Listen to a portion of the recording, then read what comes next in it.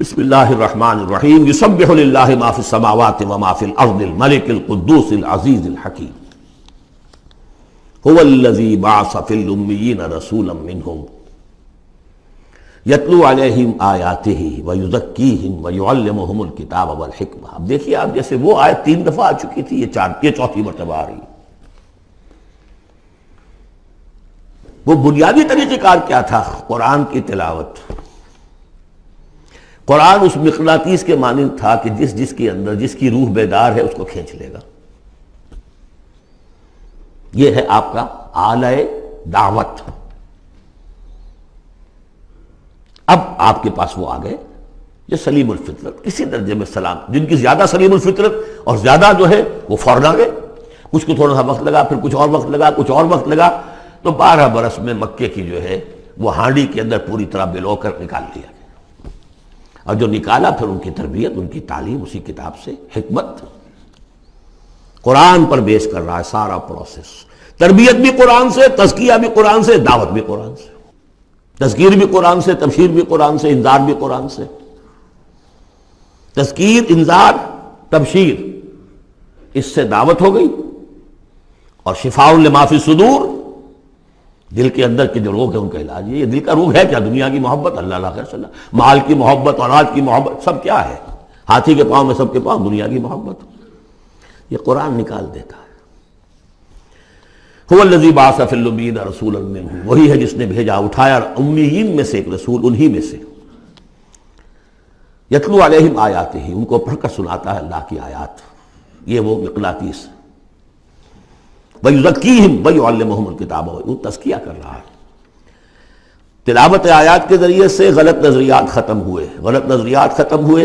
ان غلط نظریات پر جن ہمارے اعمال کی بنیاد تھی، ہر عمل کے پیچھے کوئی نظریہ ہے، کوئی ویلیو ہے جو آپ کے ذہن میں ہے، جس کے تحت آپ کوئی بھاگ دوڑ کر رہے ہیں، کوئی عمل کر رہے ہیں۔ وہ ویلیو غلط ہے تو عمل غلط ہوگا، ویلیو صحیح عمل صحیح ہوگا۔ قرآن نے ویلیو آپ کی صحیح کر دی، تو گویا کہ اب یہ برے اعمال، بری عادات، یہ جیسے پت جھڑ میں پتے جھڑ جاتے ہیں، خود ہی جھڑ جائیں گے، کیسے رہیں گے؟ اندر سے غذا ہی نہیں مل رہی، اندر تو جڑ ختم ہو گئی ان کی۔ یہ ہے تزکیہ۔ اور پھر تعلیم کتاب و حکمت، اب انہیں سکھاؤ، احکام دو، اور بڑی گہری بصیرت والی باتیں بھی سکھاؤ۔ وہ سب کے لیے نہیں ہے۔ اس کو وہ کہتے ہیں، جیسے کہ ہمارے ہاں عربی مدارس میں بھی اب ہے شعبہ تخصص، فارغ التحصیل تو تم ہو گئے، اب تخصص کرو۔ یہ اصل میں تعلیم حکمت جو ہے، یہ محمد رسول اللہ کی تعلیم کا اور تربیت کا شعبہ تخصص ہے، یہ سب کے بس کا روگ نہیں۔ وَمَن يُؤْتَ الْحِكْمَةَ فَقَدْ أُوتِيَ خَيْرًا كَثِيرًا يُؤْتِي الْحِكْمَةَ مَن يَشَاءُ وَمَن يُؤْتَ الْحِكْمَةَ فَقَدْ أُوتِيَ خَيْرًا كَثِيرًا۔ یہ اللہ تعالیٰ کسی کسی کو صلاحیت دیتا ہے۔ اس سے پہلے تو وہ کھلی گمراہی میں تھے۔ وَآخَرِينَ مِنْهُمْ، اور محمد کو بھیجا ہے اللہ نے صرف امیین کے لیے نہیں، اوروں کے لیے بھی جو ہے تو انہی میں سے پوٹینشلی، لَمَّا يَلْحَقُوا بِهِمْ، ابھی ان میں شامل نہیں ہوئے۔ حضور سے ان کے بارے میں پوچھا گیا، حضور نے مجلس میں بیٹھے ہوئے تھے، سلمان فارسی ان کے کندھے پر ہاتھ رکھا، فرمایا حکمت اگر سریا پر بھی ہوگی تو اس کی قوم کا کوئی شخص اسے لے آئے گا۔ اور کم سے کم یہ کہ تمام جو حنفی مسلمان علماء وہ سمجھتے ہیں کہ اس حضور کی حدیث کا مصداق امام ابو حنیفہ ہے رحمۃ اللہ علیہ۔ بہرحال اس میں کوئی شک نہیں کہ ایرانی قوم جو ہے بحیثیت مجموعی بہت ذہین، فتین، فلاسفر ایک سے ایک بڑھ کر، متکلم سارے کے سارے ایرانی ہیں۔ یہ ساری چیزیں ان کے ہاں فلسفہ، منطق، دو چیزیں کی گھٹی میں۔ 3 مراکز رہے ہیں دنیا میں فلسفہ اور منطق کے، ہندوستان، ایران، یونان، 3 ہے۔ نمبر 2 پہ جرمنی آ جائے گا، اس لیے کہ وہ بھی ایرینز ہیں۔ یہ ایرینز ہیں، یہ حام کی نسل ہے میری تحقیق کے مطابق۔ اللہ تعالیٰ نے سام کی نسل کو چن لیا نبوت کے لیے، حام کی نسل کو چن لیا حکمت کے لیے۔ وآخرین منہم لما یلحقوا بہم، میرے نزدیک اس آیت کی صحیح تعبیر کیا ہے کہ ایک نیوکلیس، جیسے کہ اسٹرکچر آف ایٹم ہے، ایک نیوکلیس ہے، اس میں پروٹونز ہوتے ہیں، اور بھی بڑی بلائیں ہوتی ہیں، اب تو ایک سے ایک نکلی آ رہی ہیں۔ جب ہم نے فزکس پڑھی تھی تب یہ تھا کہ ایک نیوکلیس ہے، اس میں پروٹونز ہیں، پازیٹیو چارج ہے، اور پھر یہ ادھر جو ہے وہ اب جو الیکٹرانز چل رہے ہیں دائرے میں، بڑا ایٹم جو ہے وہ بہت سے دائروں میں۔ تو نیوکلیس اس امت کا امیین، بنو اسماعیل، اور ان کے تابع اہل عرب مشرکین، یہ نیوکلیس۔ پھر سب سے پہلے ایرانی آ گئے، پہلا جو ہے نیوٹرون الیکٹران ایرانیوں کا ہے۔ پھر رومی آ گئے، کچھ آ گئے ادھر سے، کچھ قبطی آ گئے ایجپشنز، ادھر سے آگے آپ بڑھے تو ہندی آ گئے، سندھی آ گئے، پہلے سندھی آئے پھر ہندی آئے، یہ سب ہیں اب مختلف دائرے، یہ بڑھتا جا رہا ہے۔ لیکن نیوکلیس امیین اور باقی سب آخرین۔ امیین میں سے چونکہ خود حضور تھے لہذا ان پر اتمام حجت آخری درجے میں ہو گئی، لہذا ان کے لیے کوئی رعایت نہیں تھی، اگر ایمان نہیں لائیں گے تو قتل کر دیے جائیں گے۔ یہ سورہ توبہ میں ہم پڑھ چکے۔ آخرین کے لیے رعایت یہ ہے کہ چاہیں تو اسلام لائیں چاہیں تو نہ لائیں، یہودی رہیں، عیسائی رہیں، کوئی رہیں، مجوسی رہیں، ہندو رہیں، سکھ رہیں، پارسی رہیں، جو چاہیں رہیں، لیکن نظام اسلام کا ہوگا، غلبہ اللہ کا ہوگا، دین ہم قائم کریں گے، تم رہو اپنے طور پر جو ہندو رہو، جو چاہو رہو۔ وآخرین منہم لما یلحقوا بہم وہو العزیز الحکیم، اور وہ عزیز ہے اور حکیم ہے۔ ذالک فضل اللہ یؤتیہ من یشاء، یہ اللہ کا فضل ہے، وہ دیتا ہے جسے چاہتا ہے، اللہ کا فضل ہے۔ اس فضل کے بڑے درجے ہیں۔ سورہ بنی اسرائیل میں آیت پڑھی، ان فضلہ کان علیک کبیرا، حضور سے خطاب ہے، سب سے بڑا فضل، سب سے بڑا فضل، سب سے بڑا فضل اس پوری کائنات میں محمد رسول اللہ پر ہوا۔ اگرچہ ان کا فضل کس طور سے ہوا ہے وہ آپ دیکھ لیجئے، ماریں پڑی ہیں، پتھراؤ ہوا ہے، خون کے دھارے چھوٹے ہیں۔ اللہ کا فضل جو ہے دنیا میں وہ ناز و نام نہیں ہے، عیش نہیں ہے، آرام نہیں ہے۔ جس میں سب سے بڑا فضل تھا اسے یتیم پیدا کیا، پوسٹیومس، پیدا بھی ہوا باپ کے فوت ہونے کے بعد، بالکل مفلس قلاش۔ وہ تو دائی حلیمہ کو کوئی اور بچہ ملا نہیں تھا تو قرۂ فال بنا میں من دیوانہ زدن ہو گیا معاملہ، ورنہ لوگ جاتے تھے، اچھے کھاتے پیتے گھرانوں کے بچے لیتے تھے، یتیم کو کون لے جائے گا؟ لیکن وہ یتیم پھر کیا بنا؟ در یتیم۔ وَوَجَدَكَ ضَالًّا فَهَدَىٰ وَوَجَدَكَ عَائِلًا فَأَغْنَىٰ أَلَمْ يَجِدْكَ يَتِيمًا فَآوَىٰ۔ پھر جو کچھ ہوا ہے سخت، آپ کا جو نوجوانی کا دور ہے، سخت مشقت، مزدوری۔ آپ کہتے ہیں میں قریش کی بھیڑیں بکریاں چند ٹکوں کی مزدوری پر چلایا کرتا تھا، قرارید، درہم و دینار نہیں، قرارید، ٹکے پیسے۔ بہرحال یہ دنیا کا معاملہ اور فرمایا وآخرین منہم لما یلحقوا بہم وہو العزیز الحکیم، ذالک فضل اللہ، یہ میں بیان کر رہا تھا، فضل کبیر بلکہ فضل اکبر تو ہوا حضور پر۔ پھر جو بھی محمد کے دامن سے وابستہ ہو گیا، بہت بڑا فضل ہے۔ چاہے اللہ نے ہمیں پیدائشی طور پر یہ فضل دے دیا ہے، ہم اس فضیلت کا قدر نہ کریں اور وہ پھر راندہ درگاہ حق ہو جائے، وہ دوسری بات ہے، اللہ نے تو دیا۔ بل اللہ یمن علیکم ان ہداکم للایمان، تمہیں اس راستے پر ڈال دیا ہے اللہ کے بندو، تمہیں پیدا کیا وہاں جا، تم نے پیدا ہوتے کال میں اذان سنی ہے اور دوسرے کال میں اقامت سنی ہے، اس سے بڑا فضل کیا ہوگا؟ لیکن تم نے اس کی ناقدری کی تو یہ دوسرا بات ہے۔ ذالک فضل اللہ یؤتیہ من یشاء واللہ ذو الفضل العظیم، اللہ بڑے فضل والا ہے۔ لیکن یہ کہ اب یہ جو پروسیس تھا، جو محمد رسول اللہ کا اعلیٰ انقلاب تھا، قرآن، اب محمد تو جا رہے ہیں صلی اللہ علیہ وسلم، یہ پروسیس آگے کون جاری رکھے گا؟ نبی تو کوئی اور آنا نہیں۔ لہذا حضور نے کہا خطبہ حجۃ الوداع میں، قد ترکت فیکم ما ان تمسکتم بہ او اعتصمتم بہ لن تضلوا ابدا کتاب اللہ، میں چھوڑ کر جا رہا ہوں، یہ محمد کے قائم مقام ہے، یہ قرآن، یہ عصائے موسیٰ سے 100 گنا بڑا معجزہ ہے۔ عصائے موسیٰ صرف موسیٰ کے ہاتھ میں تھا تو معجزہ تھا، بعد میں تو وہ لٹھیا کی لٹھیا ہے، اور کیا ہے، پڑا ہوگا کسی ٹرنک کے اندر، شاید ہو اب بھی، جیسے کہ کہتے ہیں یہودی ہے لاٹھی ہے، اب وہ سانپ تو نہیں بنے گا کسی کے لیے۔ یہ معجزہ ہے جو ہر ایک کے ہاتھ میں آ سکتا ہے، بشرطے کہ اس کا حق پہچانے، اس کا حق ادا کرے۔ اس کی قدر و قیمت کو جانے. افبہذا الحدیث انتم مدہنون وتجعلون رزقکم انکم تکذبون. اس کے ساتھ تمہارا یہ معاملہ ہے، یہ مداہنت ہے. دنیا بھر کی زبانیں سیکھ لو، دنیا بھر کے علوم سیکھ لو، اتنی عربی نہیں کہ قرآن مجید کو براہ راست سمجھ سکو. اور اگر یہ قرآن تمہیں پوزیس کر لے گا تو خدا کی قسم کھا کر کہتا ہوں کہ کسی اور کام میں دل نہیں لگے گا آپ کا. یہ کیا کام ہے؟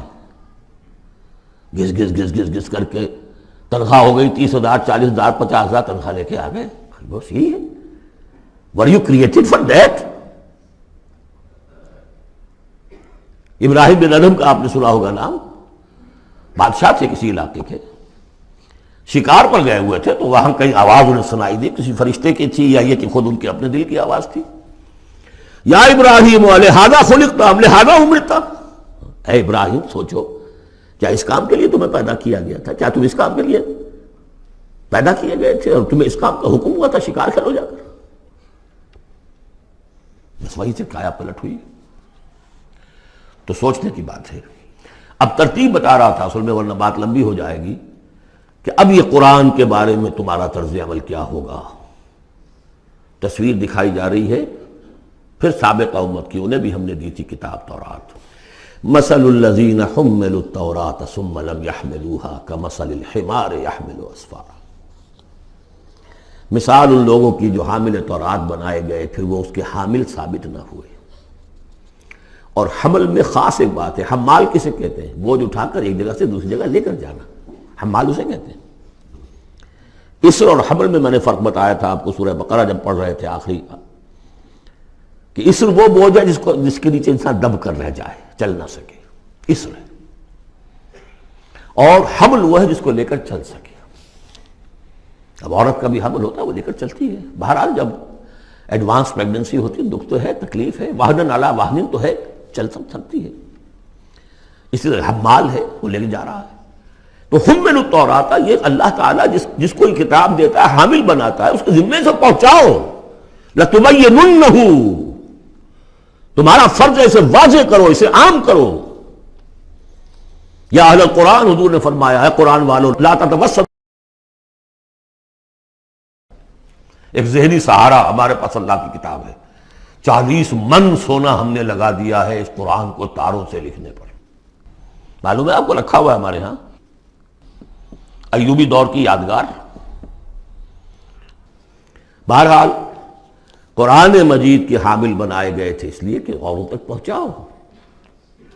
ثم لم يحملوها، انہوں نے نہیں اٹھایا. کمثل الحمار، ان گدھوں کے مانند ہیں. يحمل اسفارا، جو کتابوں کا بوجھ پھر اٹھائے پھر رہا. مکالمات فلاں بھی لکھ دیجئے آپ، باندھ کر گشڑی رکھ دے، انسائکلوپیڈیا برٹانی کا پورا رکھ دے، گدھے کو کیا فائدہ اس سے. مثل القوم الذین کذبوا بآیات اللہ، مثال اس قوم کی جس نے اللہ کی آیات کو جھٹلایا. بے صاحب بہت بری ہے. اب یہ جھٹلانا میں پہلے واضح کر چکا ہوں سورہ واقعہ پڑھتے ہوئے. یہ جھٹلانا ہے، یہ ہمارا قرآن کو جھٹلا رہے ہیں ہم اپنے عمل سے.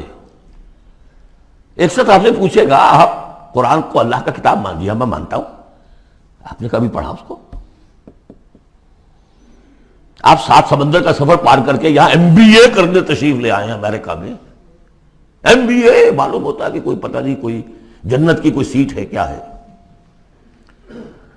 قرآن آپ نے نہیں پڑھا تو کیسا ایمان ہے آپ کا قرآن پر؟ کیا جواب دیں گے؟ تکذیب کر رہے ہیں اپنے عمل سے. بئس مثل القوم الذین کذبوا بآیات اللہ واللہ لا یہدی القوم الظالمین. اللہ ایسے ظالموں کو زبردستی تو ہدایت نہیں دیتا. اللہ کی ہدایت ایسی گھٹیا شے تو نہیں ہے، اتنی حقیر شے تو نہیں ہے. اب دیکھیے 4 آیتیں، یہ یہاں پر بھی 4 4 جمع 3 کی تقسیم ہے. 4 آیتیں پوری ہو گئی تھی.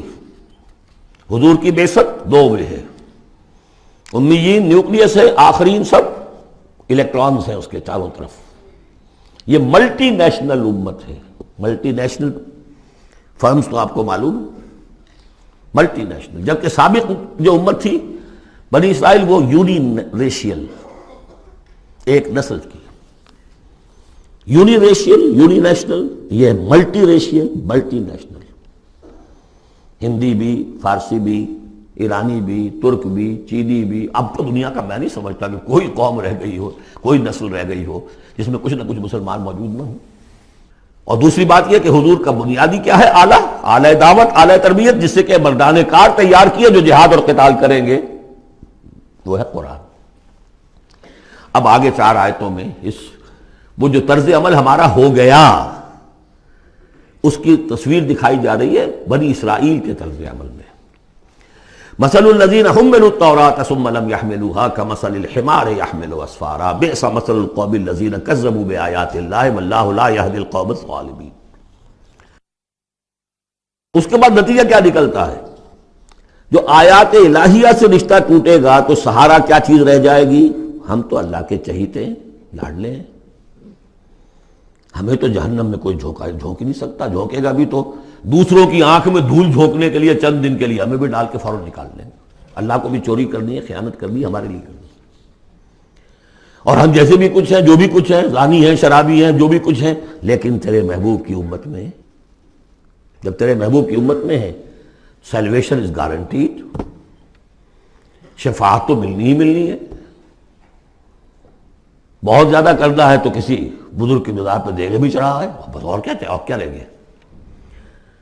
یہ ہے وہ سارا معاملہ، یہ ہے وہ امانی، یہ ہے وہ من گھڑت خیالات، یہ ہے وہ وشفل تھنکنگ سے جو عقیدوں کی شکل بن جاتی ہے، جس کی وجہ سے عمل سے، وہ جو اقبال نے کہا کہ پتہ نہیں نام کیا ہے اس کا، خدا فریبی کے خود فریبی، عمل سے فارغ ہوا مسلمان بنا کے تقدیر کا بہانہ. وہ تقدیر کی بجائے آپ یہاں یہ عقائد جوڑ لیجئے تو پھر عمل کی کیا ضرورت ہے؟ بے وقوف ہوگا جو عمل کرے. رشوت نہ لے، حیش نہ کرائے بچوں کو، بے وقوف ہے، احمق ہے، پاگل ہے. قل یا ایھا الذین ھادوا ان زعمتم انکم اولیاء للہ من دون الناس، کہہ دیجئے اے نبی، اے وہ لوگوں جو یہودی ہو گئے ہو، اگر تمہارا واقعی یہ گمان ہے کہ تم اللہ کے دوست اور اللہ تمہارا دوست ہے. ان زعمتم، زوم کا لفظ اردو میں بھی بولتے ہیں خیال خام کے لیے، بڑا زوم ہو گیا اسے. ان زعمتم، اگر تمہیں یہ خیال خام لاحق ہو گیا ہے، انکم اولیاء للہ من دون الناس فتمنوا الموت ان کنتم صادقین، یہ سورہ بقرہ میں آ چکا مضمون. اگر ایسے واقعی خیال ہے تو تمہیں موت کی تمنا کرنی چاہیے. دوست سے ملنے کی آرزو ہوتی ہے یا ہجر کی؟ وصال چاہیے یا ہجر چاہیے؟ ولا یتمنونہ ابدا بما قدمت ایدیہم، یہ ہرگز تمنا نہیں کر سکتے موت کی. کیوں؟ بسبب اس کے جو ان کے ہاتھ آگے بھیج چکے ہیں. انہیں معلوم ہے ہم نے کیا کرتوت آگے بھیجے. بل الانسان علی نفسہ بصیرہ، انسان کو خود معلوم ہے کہ میں کیا کچھ بھیج چکا ہوں، کیا کیا کمائیاں کی ہیں، کیا کیا حرام خوریاں کی ہیں. وہ سارے کے سارے جو ہیں وہ تو آگے بھیجے ہوئے ہیں. واللہ علیم بالظالمین، اللہ ان ظالموں سے خوب واقف ہے. قل، اے نبی ان سے کہہ دیجئے، ان الموت الذی تفرون منہ فانہ ملاقیکم، وہ موت جس سے تم بھاگتے ہو وہ تم سے ملاقات خود فرما لے گی. تم بھاگتے رہو، انہ ملاقیکم، وہ آن کھڑی ہوگی سامنے. ثم تردون الی عالم الغیب والشہادہ، پھر تمہیں لوٹا دیا جائے گا اس ہستی کی طرف جو غیب اور شہادہ سب کا جاننے والا ہے. جو تمہارے سامنے ہے اس کا بھی، جو تمہارے پیچھے ہے اس کا بھی، جو بحیثیت نوع انسانی تمہارے لیے کھول دیا گیا اس کا بھی، اور جو تمہارے سے غیب میں رکھ دیا گیا اس کا بھی. فَيُنَبِّئُكُم بِمَا كُنتُمْ تَعْمَلُونَ، پھر وہ تمہیں جتلا دے گا جو کچھ تم کرتے رہے تھے. یہ دوسرا حصہ ہو گیا 4 آیات کا. گویا کہ جو کتاب محمد رسول اللہ دے کر گئے ہیں، قد ترکتم، اور جس کے لیے حکم دے کر گئے تھے کہ اب تمہارے ذمے ہے، میرے کندھے پر سے یہ بوجھ اتر کر تمہارے کندھوں پر آ گیا ہے. الا هل بلغت انا نشهد انك قد بلغت واديت ونصحت، انا نشهد انك قد بلغت الرسالة واديت الامانة وكشفت الغمة. یہ تو گواہیاں لی ہیں. اس کے بعد اللہم اشہد، اللہم اشہد، اے اللہ تو بھی گواہ رہے، یہ مان رہے ہیں. اور پھر فَلْيُبَلِّغِ الشَّاهِدُ الْغَائِبَ، ایک سائی آف ریلیف. میرے کندھے پر جو بوجھ تھا، اِنَّا سَنُلْقِي عَلَيْكَ قَوْلًا ثَقِيلًا، آج وہ بوجھ میرے کندھے سے اتر گیا لیکن تمہارے کندھوں پر آ گیا. مجھے تو صرف امیین تک یہ فرض براہ راست انجام دینا تھا، تمہیں پوری نوع انسانی تک انجام دینا ہے. A heavy burden. اس کے لیے یہ ہے دوسرا حصہ 4 آیات کا. اب تیسرے حصے میں اس قرآن کی تعلیم عام، تعلیم بالغان کا جو نظام قائم کیا گیا اس کا ذکر ہے. جمعہ کیا ہے اصل میں؟ اب رہ گئی رسم ادا روح بلالی نہ رہی، فلسفہ رہ گیا تلقین غزالی نہ رہی. یہ جمعہ کیا ہے؟ یہ حزب اللہ کا ہفتے وار اجتماع ہے. کمیونسٹوں کو بھی ایجاد کرنے پڑے تھے ہفتے وار اجتماع، ہفتے وار اجتماع، اسٹڈی سرکلز. اس لیے کہ انقلابی کارکن کے ذہن میں جب تک اس کا نظریہ تازہ نہ رہے وہ قربانی کیسے دے گا؟ قربانی تو ہر لحظہ آئے گی، ہر آن آئے گی، قدم قدم پر آئے گی. لہذا اس نظریے کا، نصب العین کا، اپنے مقصد کا شعور بالکل کانشس لیول کے اوپر مستحضر رہنا چاہیے. لہذا اجتماعات. اب ظہر کی نماز کی بجائے جمعہ، وہاں 4 فرض یا 2 کر دیے، 2 کی جگہ خطبہ. خطبہ کس لیے؟ تعلیم قرآن، تعلیم بالغان. ظاہر ہے وہاں کالجز نہیں تھے، کتابیں نہیں تھی، پریس نہیں تھے، چھاپے خانے نہیں تھے، آڈیوز نہیں تھے، ویڈیوز نہیں تھے، کچھ بھی تو نہیں تھا. لیکن ایک نظام ہے. ہفتے میں ایک دن ایسا نکال لو، اگرچہ پورا دن نہیں چاہیے، یوم سبت کی طرح نہیں ہے. نہاؤ دھو، اچھے کپڑے پہنو، خوشبو لگاؤ، آؤ مسجد میں چل کر. پہلی گھڑی میں آ جاؤ گے تو اتنا ثواب ہوگا جتنا کہ ایک اونٹ کی قربانی کا. ہم نے آنکھوں سے دیکھا ہوا بچپن میں 7-8 بجے کے قریب مسجدوں کے اندر ہجوم ہوتے تھے، لوگ پہنچ جاتے تھے گاؤں سے. اسے گاؤں میں جمعہ ہوتا نہیں تھا. اب تو ایک خاص مسلک ہمارے ہاں جو آیا، انہوں نے 4 آدمیوں پہ بھی جمعہ کھڑا کر دیا. تو اب خام خواہ کاہے کو جائے گا کوئی آدمی؟ یہ تھا کہ جو مسئلے جامع نہ ہو، جو ایک شہر نہ ہو جس کے اندر کہ کوئی حکومت کا ایک بڑا افسر نہ رہتا ہو، اس کے بغیر جمعہ نہیں ہوتا. پر ان مسئلوں کو چھوڑ دیجئے، آئیے جمع ہوئیے. کوئی نائب رسول منبر رسول پر کھڑے ہو کر وہی عمل کرے، یتلو علیہم آیاتہ ویزکیہم ویعلمہم الکتاب والحکمہ، تاکہ یہ پروسیس اب ابدی ہو جائے امت کے اندر. اس لیے جمعے کی یہ اہمیت ہے کہ فرمایا گیا کہ 3 جمعے بھی چھوڑ دو گے بغیر عذر کے لَيَخْتِمَنَّ اللَّهُ عَلَىٰ قَلْبِهِ، اس شخص، ایسے شخص کے دل کے اوپر اللہ تعالیٰ مہر کر دیتا ہے. لیکن بات یہی ہے کہ وہ ساری حکمت ختم، وہ مقصد ختم. نہ وہ مقصد ہے، رہ گئی رسم ادا روح بلالی نہ رہی، اور فلسفہ رہ گیا تلقین غزالی نہ رہی. جمعہ ہے پھر بھی کھنڈر بتا رہے ہیں عمارت عظیم تھی. اب بھی جو اہتمام ہوتا ہے جمعے کے لیے کھنڈر ہی صحیح، لیکن بتا رہے ہیں کہ یہ کتنی بڑی عظیم عمارت تھی. یا ایھا الذین آمنوا اذا نودی للصلاۃ من یوم الجمعۃ فاسعوا الی ذکر اللہ وذروا البیع. اے ایمان والو، جب تمہیں پکارا جائے نماز کے لیے جمعے کے دن، یعنی جمعے کی نماز کے لیے، تو لپکو اور دوڑو ہر طرح کے کاروبار کو چھوڑ کر اللہ کے ذکر کی طرف، اور چھوڑ دو کاروبار. اور یہاں ذکر سے مراد نماز تو ذکر ہے ہی، اصل میں خطبہ ہے. ذالکم خیر لکم ان کنتم تعلمون، یہی تمہارے لیے بہتر ہے اگر تم علم رکھتے ہو. فاذا قضیت الصلاۃ فانتشروا فی الارض وابتغوا من فضل اللہ. یہودیوں کا جو یوم سبت والی وہ سختی نہیں ہے، صبح کا زیادہ وقت تو مطلوب ہے کہ لگے اس کام میں، لیکن جمعے کے بعد پھر آپ جائیں اپنے کام میں لگے. جب نماز ادا ہو چکے اب تم زمین میں منتشر ہو سکتے ہو، جاؤ اللہ کا فضل تلاش کرو. ابتغوا من فضل اللہ واذکروا اللہ کثیرا لعلکم تفلحون، اور اللہ کو یاد کرو کثرت سے تاکہ تم فلاح پاؤ. وَإِذَا رَأَوْا تِجَارَةً، اب یہ بھی کمزوری آ گئی جو مسلمانوں کے اندر ایک پیدا ہوئی تھی، اس کا طرف اشارہ کر دیا گیا اس صورت میں بھی. جب انہوں نے دیکھا کوئی تجارت کا معاملہ یا کوئی اور کھیل کود، انفضوا الیہا، تو خاص منافقین جو تھے وہ دوڑ کے چلے جاتے تھے. وَتَرَكُوكَ قَائِمًا، اور آپ کو چھوڑ جاتے تھے کھڑے ہوئے. اور اس لیے کہ عام خیال یہ ہے کہ عام طور پر پہلے جو ہے خطبہ جیسے عیدین میں بعد میں ہوتا ہے، ایسے ہی جمعے کا خطبہ بھی بعد میں ہوتا ہے. سمجھا انہوں نے نماز تو ہو گئی، چلو. فرمایا نہیں، قل ما عند اللہ خیر من اللہو والتجارہ، ان سے کہہ دیجئے جو اللہ کے پاس ہے وہ کہیں بہتر ہے اس کھیل کود سے بھی، تجارت سے بھی. واللہ خیر الرازقین، اور اللہ بہترین رزق عطا کرنے والا ہے.